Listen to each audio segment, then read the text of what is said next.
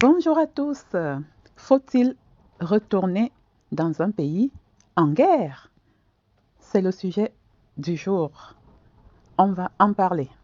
Vous aurez à écouter un monsieur qui a régulièrement les informations sur nos pays, et en l'occurrence le Cameroun, et nous allons discuter autour de ce sujet-là.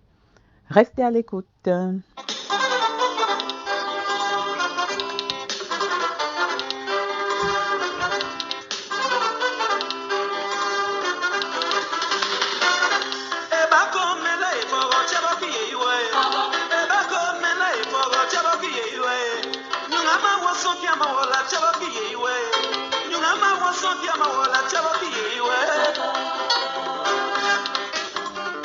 De ce président de Pakouti qui est là en ce moment, le Qatar n'est pas différent. C'est en termes de droits de l'homme. Il faut commencer là-bas, là où vous instrumentalisez. Il faut commencer au Cameroun. Le Cameroun, 80% francophone. Jamais on en parle de plus de 30 000 morts dans le Nozo. Plus de 30 000 morts dans le Nozo. Vous n'entendrez jamais les autorités françaises parler. Mais vous allez entendre, ils vont parler quand vous allez entendre que voilà, la Russie est arrivée là-bas. Là, vous allez comprendre que la France va commencer à chercher où est la route des Nations Unies, les gars. Cherchons Angela Merkel. C'était notre meilleur, c'était le couple franco-allemand. Bon, cherchons l'Union européenne. Bon, cherchons les Nations Unies. Pour le moment, on n'entend pas la France. Depuis 2016, plus de 30 000 morts, on n'entend pas parler du président français. On n'entend personne. Personne au Sénat, au Congrès, là-bas, dans l'Assemblée. Personne, on ne lève pas ce sujet-là. On passe à côté. On raconte autre chose. On traverse pour aller s'adresser au Qatar. Certains de nos pays sont en guerre. Ça, on ne va plus débattre autour de ça, hein. Vous l'avez compris. Mais quand on a la nostalgie de nos pays africains et qu'on a eu la chance de se retrouver dans des pays d'accueil, et on va remercier ces pays d'accueil. Je profite de cette vidéo, de ce podcast, pour remercier les pays d'accueil qui continuent d'accueillir des personnes qui fuient les guerres, qui fuient les exactions, les harcèlements, qui fuient le dépouillement de leurs biens, la confiscation de leurs terres, et qui fuient plein de mots, MAUX, qui ne leur permettent plus de se sentir chez eux. C'est-à-dire, vous avez des Africains qui prennent la route de l'exil, pas parce qu'ils ont le choix, mais parce que c'est une question de vie ou de mort. C'est une question de je ne peux plus continuer dans ce milieu-là. Surtout ceux qui font de la politique, surtout ceux qui se sont retrouvés à s'enrichir et donc à être victimes de spoliation de biens.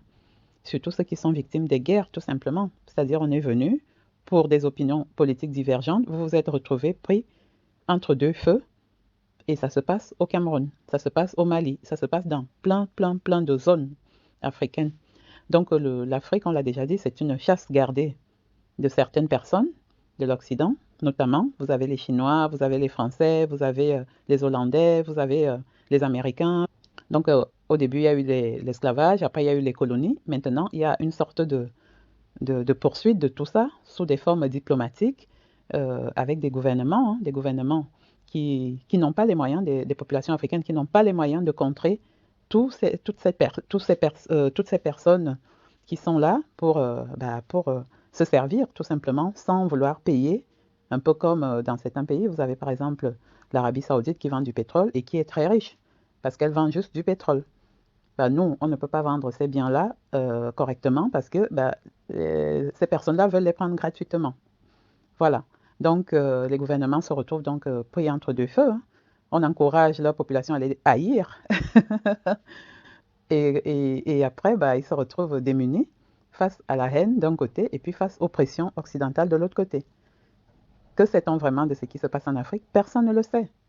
Parce que c'est très opaque, les populations mondiales ne sont pas au courant de ce qui s'y passe. Personne ne peut vous dire qu'est-ce qui s'y passe vraiment. Alors, il faut rechercher la vérité tant que vous pouvez. Parce que ce qui se passe en Afrique vous concerne. Alors, il faut rechercher la vérité tant que vous pouvez. Parce que ce qui se passe en Afrique vous concerne. La preuve, les migrants qui arrivent chez vous et vous ne savez pas quoi en faire. Des migrants qui continuent d'arriver en masse et vous ne savez pas quoi en faire. Donc, ça vous concerne. Où que vous soyez un occidental, ou que vous soyez un immigré, ou que vous soyez candidat à l'exil, ça nous concerne tous. Vous avez vu par exemple les gilets jaunes en France, pour ceux qui connaissent la France où moi je m'y trouve, c'était typiquement la question des gilets jaunes. Où va notre pognon? Où va notre argent? Ben oui, votre argent part pour aller capter des richesses dans d'autres continents, en l'occurrence l'Afrique, pour ramener ces richesses ici, pour espérer pouvoir faire vivre les sociétés occidentales. Donc, pendant que vous n'arrivez plus à mettre de l'essence dans vos voitures, pendant que vous n'arrivez plus à vous habiller, pendant que vous n'arrivez plus à vous soigner et à maintenir un système de sécurité sociale optimale qui permet d'aider jeunes vieux, moins vieux, handicapés, etc., votre argent part pour des intérêts opaques, occultes, dont on ne sait rien en fait. Parce qu'il faut entretenir les armées hors des frontières qui sont là pour eux faire de la chasse gardée des territoires qui sont éloignés de vous et dont vous n'en savez strictement rien. Quid des droits de l'homme, quid des droits du citoyen, quid des droits de l'être humain, ben ça, c'est opaque, c'est sanglant, c'est moche, c'est sale. Parce qu'il faut entretenir les armées hors des frontières qui sont là pour eux faire de la chasse gardée des territoires qui sont éloignés de vous et dont vous n'en savez strictement rien. Quid des droits de l'homme, quid des droits du citoyen, quid des droits de l'être humain, ben ça, c'est opaque, c'est sanglant, c'est moche, c'est sale, dans tous les cas. Donc, on est là pour dire quoi? Avant de retourner au pays, donc, on est là pour ceux qui écoutent les messages, qui leur disent retourner au pays. Moi, je vous dis, le Cameroun est en guerre. Si vous ne le savez pas, sachez-le. Vous êtes donc en train de vous préparer de retourner dans un pays en guerre, ce qui veut dire une préparation différente d'une préparation d'un pays en paix. C'est de ça qu'il s'agit. Soyez au courant de là où vous mettez les pieds. Moi, j'ai plusieurs personnes autour de moi qui sont retournées et qui se sont pris le feu d'un côté, la spoliation de leurs moyens de l'autre, la mise en danger de leur santé personnelle et physique, la mise en danger de leur famille, de leur couple, et qui sont revenus. Donc, merci encore une fois au pays qui permettent d'accueillir les exilés que nous sommes.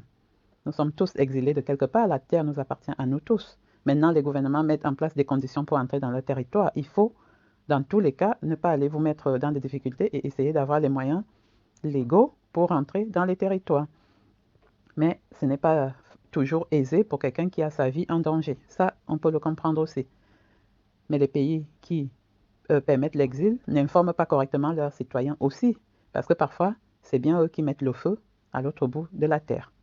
Et à l'ère des réseaux sociaux, tout va se savoir.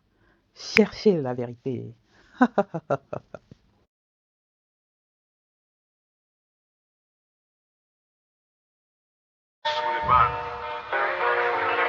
l'âme de ces Camerounais repose en paix.